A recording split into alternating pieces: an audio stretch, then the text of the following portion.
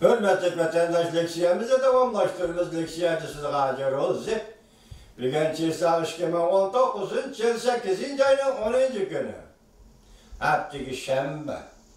Endiki mavzununda Amerika Beijing'ni lükçek hakimiyet dedi. Çünkü Taşkı İşler Ministerliği açıklanıp tenkit kılıp Cumhur'da bunda bir iş karakçılığı menteksi dedi mavzulu haber Şengan İktisat Gezeti ilan kılındı. Haber bundan başlar. Yukarı sözlüğün leksiyimiz Amerika Koşmuş Ştatlarının muayyen vaka doğrusundaki fikri bayanatı. Ortağız hanımın bayanatı. Endi mavi şu vakaya münasebetli şu vaka doğrusu da Cumhur hükümetinin meydanı ile ilan kılınan haber. Ben bu işki leksiyeni kaza koyup vatandaşlarının seliştirip görüşünü ümit kıldım. Bu leksiyeminde başladım. Bu Aral, Şangay ya da Hong Kong'da kötürülgen ötküzüp bir işe karıştırış namayışı, yani hükümete karıştırış namayışı dolkunuğa erişip Amerika Cumhur oturusunda tel oruşuma yukarı örleşki başladı. Tel oruşu diyende diplomatiya sayesinde için birbirini eyipleştiler. Amerika Koşmuş Ştatları Devlet Mahkemesi bayanatçısı Morgan Ortagos, Amerika diplomatlarının hususi uçurlarını aşkarılaş, lükçek siyasi hakimiyetten kıldığı işi de tenkit kılgan deyinkiye. Cumhur Taşkı İşler Ministerliği'nin Şangay'da turuşluk vakalet ordu'nun bayanatçısı diyebilir. Alakadar söz ibarlar Cumhur'a aşkara hakaretlilik ve bökten çatlıgallık. Amerika'nın aklını kara kılacağın karakçılık menteksi ve zoravallarının tefekkürüdür. Narazı bulduk, katliye karıştırırız. Cumhur'un bayanatı da başlık bayanatıdır.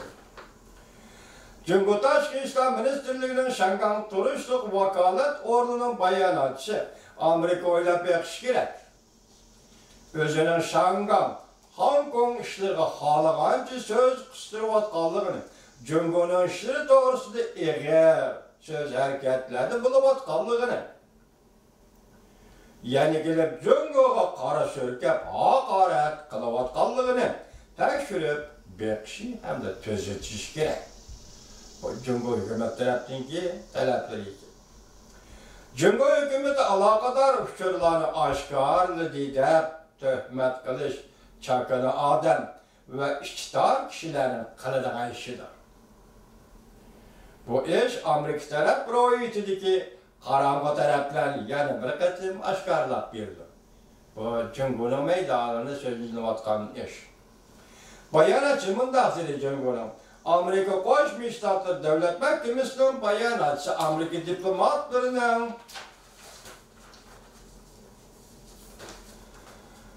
bütün dünyada şüyerlik hükümete karşı kişiler ve bölgünçü unsurlarla alak kılışıp iş kılışın normal hizmet. Elbette şunda kılış gerektiği geldiği işki işleri arlaşkallıktan ibaret. Umumi itiraf kılgan halkara kanun ve halkara münasebet prensipleri sel kararlıktır.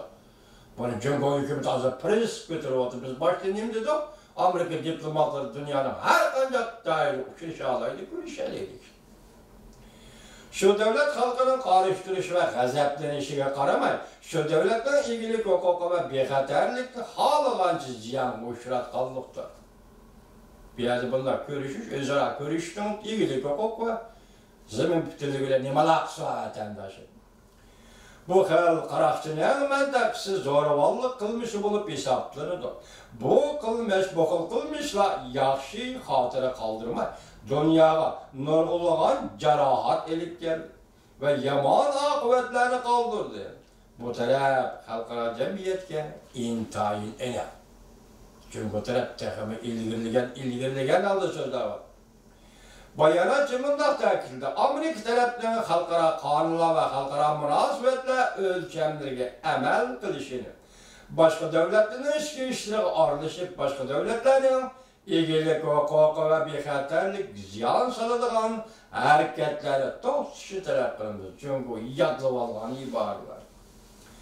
Onda olmaydikken halkara cemiyetinden katı karşılığını keltirip çıkarıp ahır öz baltısı yapılır.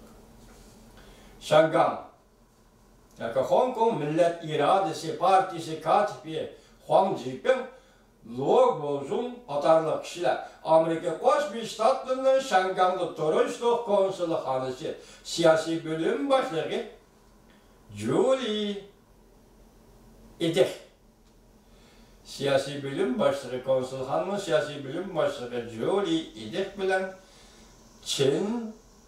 Jinjung'da yani Şangham'ın bir rayonunda görüşkenliğinden keyin Cumhur Tashqi ishlar Ministerligi Shangham ve Hong Kong vakalat hanesi bayonotchisi navbatda Shanghamda yani Hong Kongni Torunçluk Amerika konsulxonasi bilan aloqalashdi. Muxbir payshanba kuni o'rtag'uz xonimga mundaq savol qo'ydi. Yani bu ish to'g'risida savol qo'yganda Amerika Qo'shma Shtatlar Davlat Mahkamasining bayonotchisi o'rtag'uz xonim mundaq ko'rsatdi. Amerika diplomatlarının xususiy uchurini, suratlarini ve balachaqisning ismini oshkorlashni rasmiy norozilik bildirish deb qaraymiz. Bu cümle hatalık oldu değil mi? Bana hata oldu, geçiremem.